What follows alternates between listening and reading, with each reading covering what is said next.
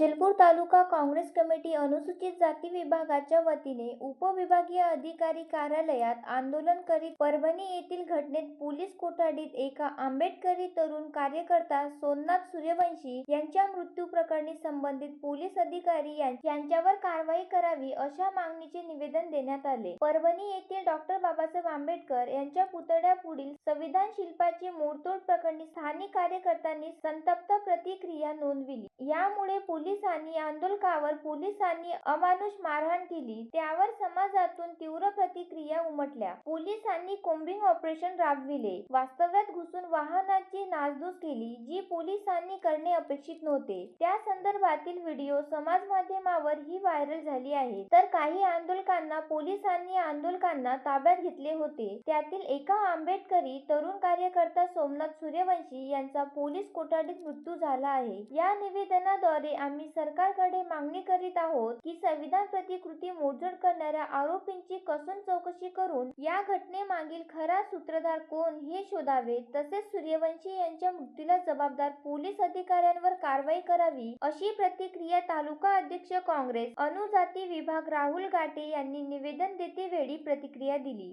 उपविभागीय अधिकारी अचलपूर यांना निवेदन देतेवेळी सेवादल अध्यक्ष सच्चिदानंद बेलसरे, पृथ्वीराज गजभिये, हिरामंजी मेश्राम, योगेश इंगळे, दीपक मोहन, विशाल खानजोडे, प्रमोद बाबर्डे, सुधाकर उमाळे, कैलास डोंगरादिवे, प्रमोद बाबर्डे, संदेश सूर्यवंशी, राजेश सूर्यवंशी, अमोल बोरकर, प्रवीण दाभाडे, विनीत वानकडे, योगेश डांगे, सुनील इंगोले, अक्षय पांतावनेसह आंबेडकरी कार्यकर्ते उपस्थित होते।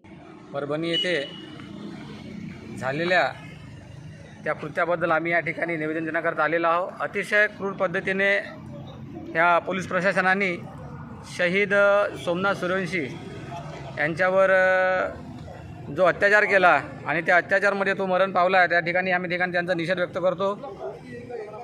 घटना ही अत्यंत दुर्दैवी आहे। त्या ठिकाणी 10 तारखेला जो मोर्चा निघाला होता सकल हिंदू समाजाचा, आणि जे बांगलादेशमध्ये हिंदूंवर अत्याचार होत आहे त्याकरता मोर्चा निघाल्यानंतर त्यामधलाच एक पवार नावाचा व्यक्ती तो सायंकाळी तिथे येऊन भारतीय संविधानाच्या प्रतिकृतीचा विटंबना करतो, आणि त्यानंतर बाबासाहेबांच्या आणि त्या संविधानाचा विटंबना झाल्यानंतर त्या ठिकाणी सर्व आंबेडकरी अनुयायी एकत्र होऊन त्याला निषेध व्यक्त करतात।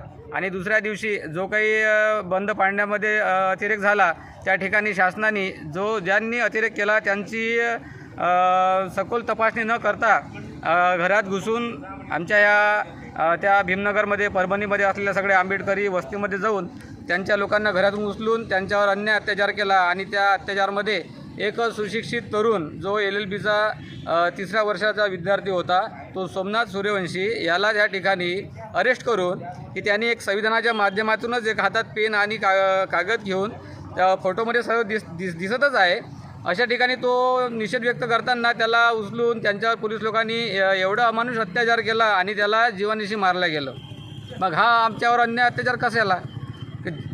ज्यांनी अन्याय अत्याचार केला त्याला सोडून हे शासन प्रशासन विनाकारण हे आंबेडकरी अनुयायी तरुण हे पिढी बरबाद करण्याचा प्रयत्न करत आहेत। तरी माझी विनंती अशी आहे की ह्या समाजावर जो काही अन्याय अत्याचार झाला आणि ज्या काही तरुण मुलांवर आंबेडकरी महिला समाजातले जे विद्यार्थी मनुष्य आहेत त्यांच्यावरही ते गुन्हे दाखल केले, शासनाचे त्वरित गुन्हे मागं घेण्यात यावे आणि त्वरित लवकरात लवकर यांच्यावर कारवाई करण्यात यावे।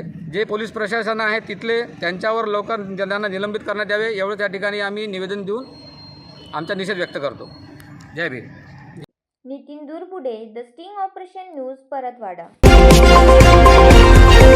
द स्टिंग ऑपरेशन न्यूज, सत्याचे दुसरे नाव, अन्यायावर लेखणीचा घाव।